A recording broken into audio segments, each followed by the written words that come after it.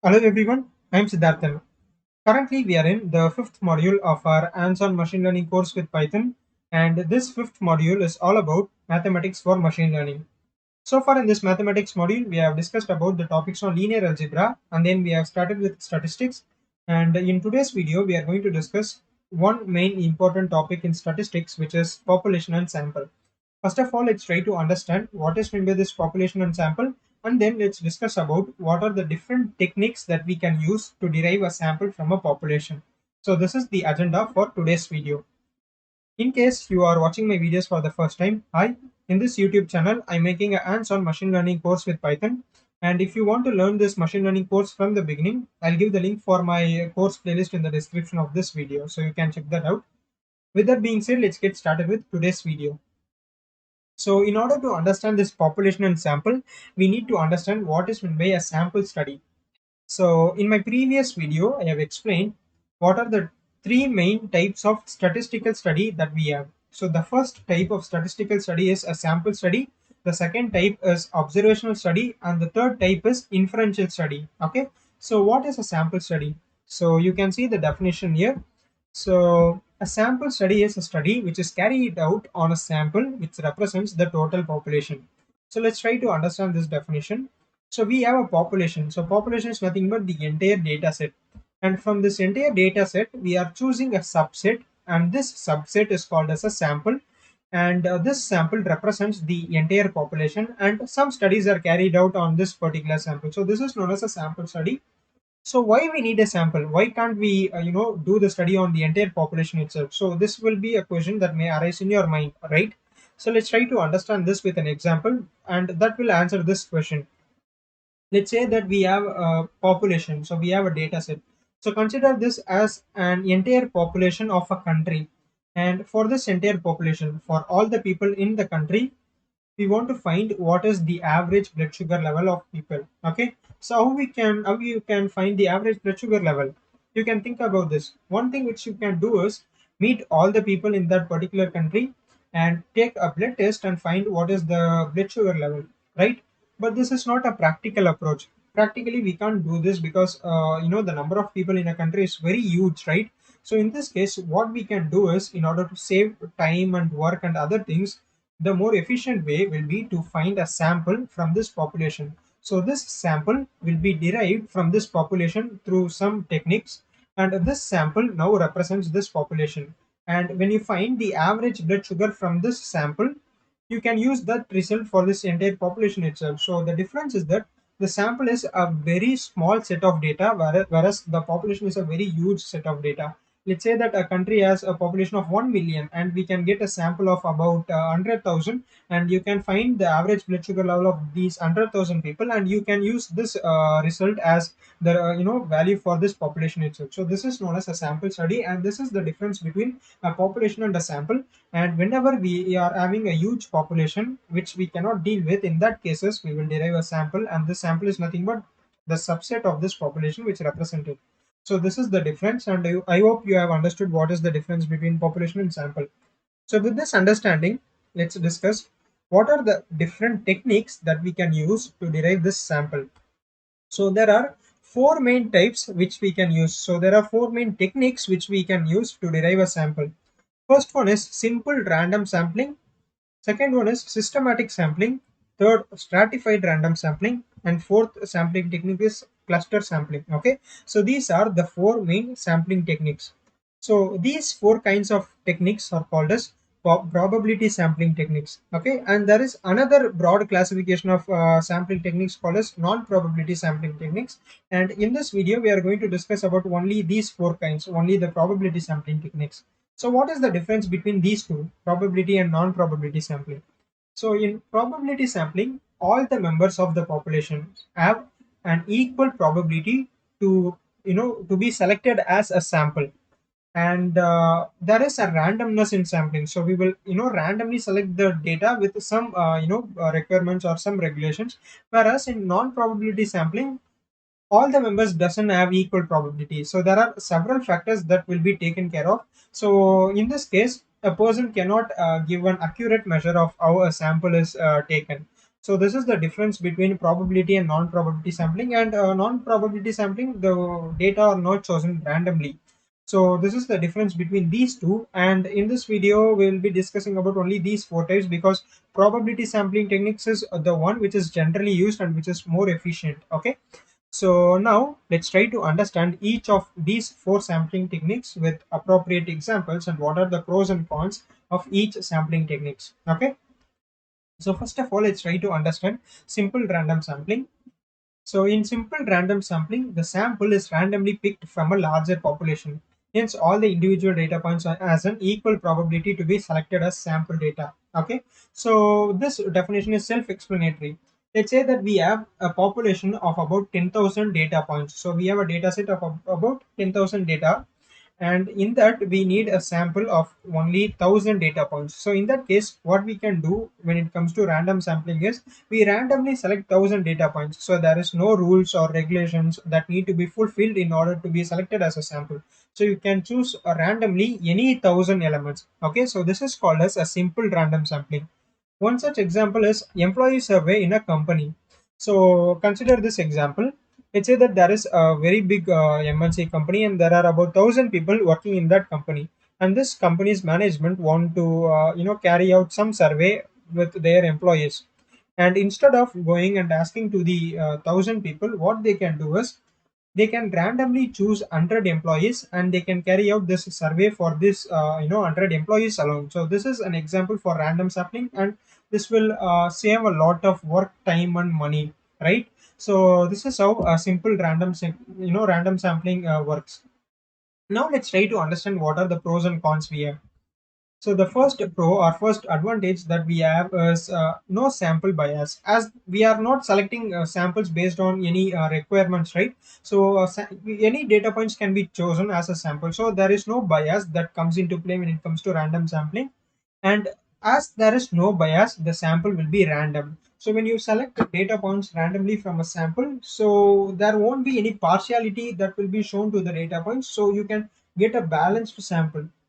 And the third advantage which you have is this type of sampling techniques is very easy, right? So anyone can randomly select 1,000 data points. So you can just run a Python program to randomly select 100 data points from a data set which contains 1,000 data, right? So this is a very simple method, and for this method you don't need any extra domain knowledge. So you just need to know how you can find the random samples. So there is no specific domain knowledge in the sense, if you are having a medicine data related to medicinal field, and if you want to find the random sample, it is not a requirement that you need to know about medicine, right? So the domain knowledge is not required when it comes to simple random sampling. And now let's discuss about what are the disadvantages we have. So the population size should be high. So this is one main requirement. So the population or the entire data set that we have should be high, in the sense the number of data points should be huge. So you cannot have 100 data points in your population and you cannot choose 10 data points as your sample. So that won't be a good practice. So the population size should be high, and in that case you can do random sampling. So this is a con, because we cannot have a huge data set in all the cases. In most of the cases, we may also have a very small population. So this is, and in that cases, we cannot use random sampling. So that is one disadvantage. And the other disadvantage is that it cannot represent the population well sometimes. So this is another disadvantage. And you need to note one thing here. So this doesn't happen always. So in most of the cases, the random sample that we get will almost represent the data, but sometimes it can change. So there is a probability for it. So consider this example, this employee survey example. So company is randomly choosing 100 employees out of their 1,000 employees, and they are carrying out their survey, and they get some result out of the survey. And after 1 year, they are choosing different 100 people. So these 100 people are not taken for the survey, and different 100 people are randomly selected for the survey again. And this result can be different. So it can be different or it cannot be different. So there are probability for both the cases. And in that case, the population or the sample doesn't represent the population well, right? So this can happen sometimes. So these are the pros and cons that we have in the case of simple random sampling. So the second type of sampling that we have is systematic sampling. So systematic in the sense the samples will be chosen in a systematic way. So in systematic sampling, the sample is picked from the population at regular intervals. So this is meant by systematic, where we use regular intervals to choose the sample. And this type of sampling is carried out if the population is homogeneous and the data points are uniformly distributed. So this is meant by systematic sampling, where regular intervals, we have some regular intervals. So just see this example, so it will make more sense. Selecting every 10th member from a population of 10,000. So here the interval we have is 10. So we have a data set of about 10,000 data points, and we take every 10th data point. 10th data points in the sense, we will take the 10th data point, 20th data point, 30th data point, 40th data point, and so on. Okay. So this type of sampling is known as systematic sampling, and sometimes this is better instead of random sampling when you have a homogeneous data. Homogeneous in the sense the data points doesn't differ much, so they are almost similar. So in that cases you can use a systematic sampling, and when your data is uniformly distributed and there are not any drastic changes in the data, so when you have such kind of data you can use systematic sampling. So now let's try to understand what are the pros and cons we have. So the first advantage is it is very quick and easy. So there is not any complicated things that we need to do. The one main thing which we need to do is choose the regular interval that we have. So in this case, the regular interval is 10, right? So you can choose any interval based on your data. And that is the one thing which we need to do. And hence it is very quick and easy and less bias. So this is a homogeneous data. Homogeneous data in the sense the data is very similar. The data points are very similar, and as a result, there won't be any bias in the sample, and there will be a even distribution of data as it is uniformly distributed, right? So there won't be any drastic changes in the sample as the data set itself is a homogeneous one. Homogeneous in the sense all the data points are almost similar. So these are the advantages when it comes to systematic sampling, and let's discuss about the cons or the disadvantages we have. So data manipulation risk. So what happens is there can be a statistician who is carrying out the systematic sampling and is choosing a regular interval of 10th member. Let's say that he wants a particular result. Okay, so what he can do is he can just access the data set and he can change the value for all the 10th member. So in that case we have a very biased data, right? So there is a very huge risk of data manipulation, where if the person who is curating the data, the person curating the data knows the regular interval which we are choosing, they can manipulate that particular interval values, and it will be a very great risk, and that particular study will be useless because that data is very biased. Okay, so that is one disadvantages we have when it comes to systematic sampling, which is data manipulation. So the second disadvantage which we have is it requires randomness in data. So there shouldn't be any arrangement. So as I told you earlier, if there is a pattern in the sense, if the 10th member of the data set is similar, let's say that all the 10th member in the data set is similar, in that case the study will be, it is also will be a difficult one, because in that case it won't be a good idea to carry out systematic sampling, because all the data will be similar and all the 10th data point will be all the data will be different when we compare it to 10th member. So there should be a randomness and there shouldn't be any regular arrangement. So you can consider this one. So we are having a data set of people with diabetes and without diabetes, and every 10th data point has people with diabetes and other data are non-diabetic patients. So when you choose an interval of 10, the sample you get will contain only the people with diabetes, right? So this is one pattern that we have in this case. So in this case the pattern we have is at every 10th interval we have a data point of people with diabetes. So this is one example, and so what I'm trying to explain you here is there shouldn't be an arrangement of the data and there shouldn't be any pattern in the data.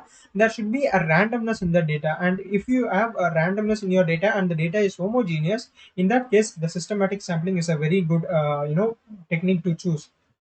And the third disadvantage we have is population should not have pattern. So it is very similar to this. So I have put this requires randomness in data because every data won't be random. So some data we may have some arrangements, so that is one disadvantage, and some data may have patterns. So if there are some patterns or arrangements in the data, then it won't be a good thing to do systematic sampling.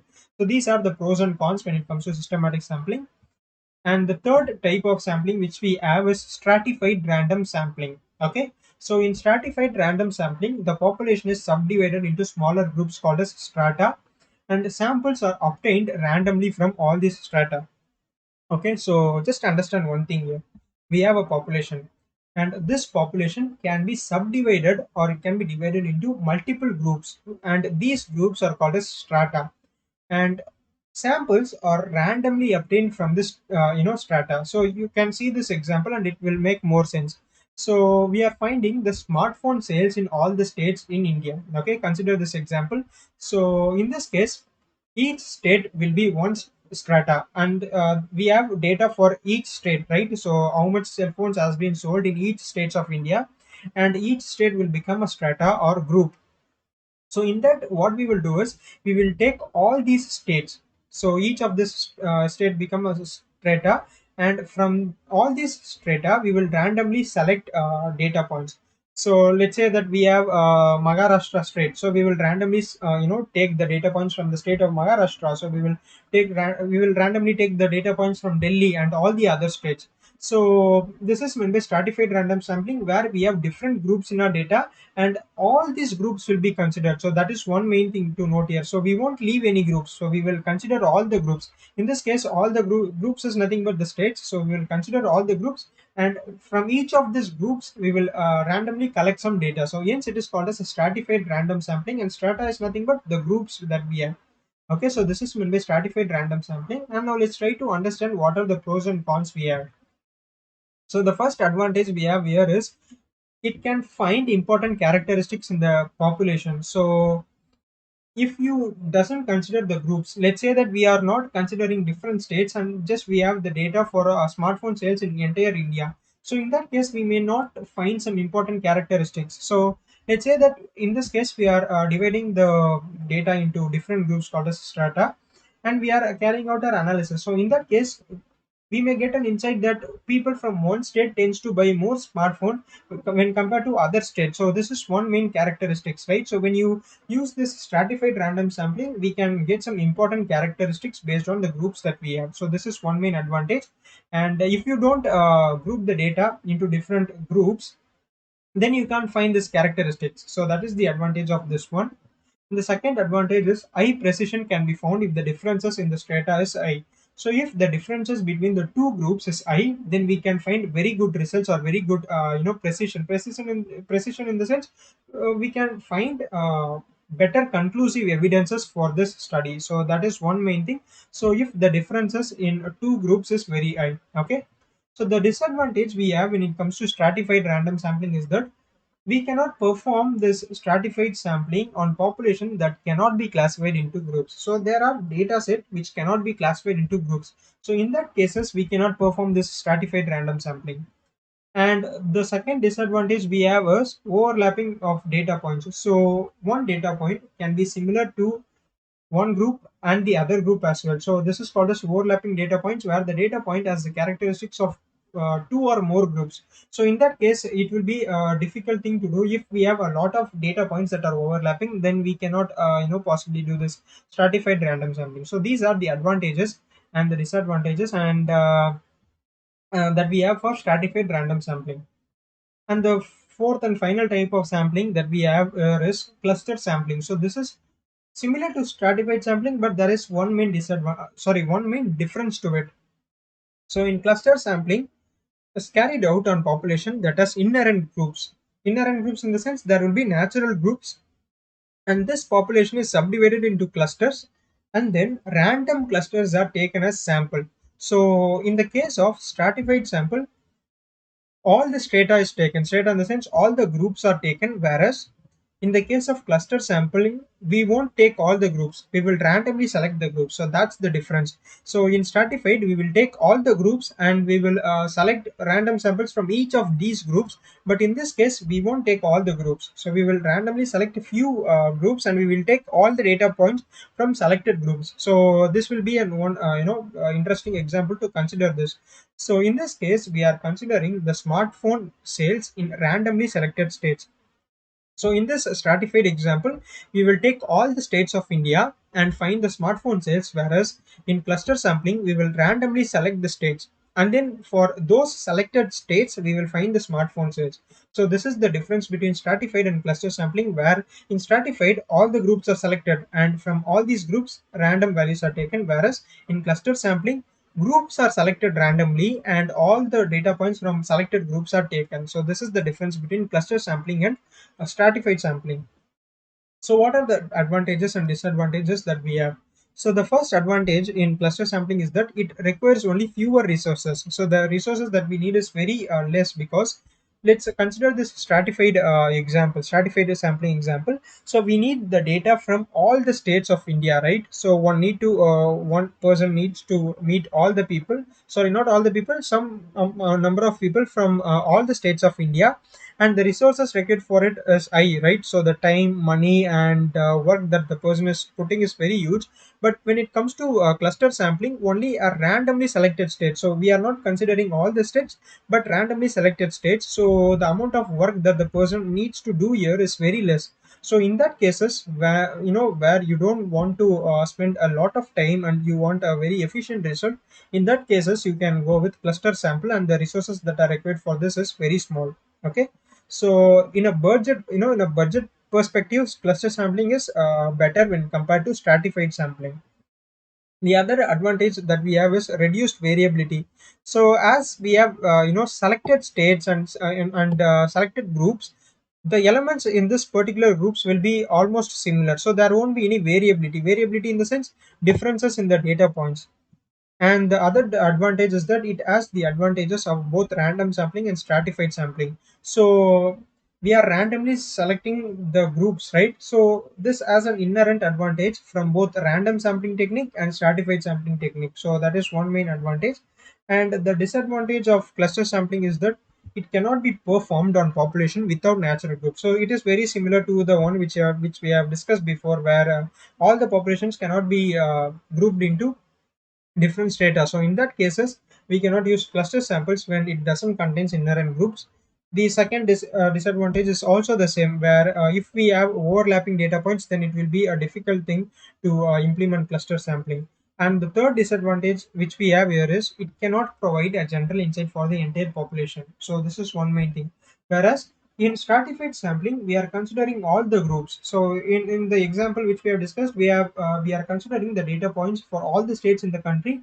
But in cluster sampling, we are just selecting randomly selected states. So it won't be you know a good representation of the entire population. But the advantage it have is the resources you need. So these are the pros and cons, and based on these pros and cons and the objective that we have, we choose any of these four sampling techniques. Okay. And I hope you have understood all the things that we have covered so far. And you may get a question, so why this is important, why this sampling techniques is important for a person who is learning machine learning. So in machine learning, we know that we are dealing with data, right? So we train our machine learning model with data. So how you get this data? A person who is curating this data can implement any of these sampling techniques to get this data, right? So yes, this is very important to know how a sample is derived from a population. So I hope you are clear with all the topics covered, and I see you in the next video. Thanks for watching.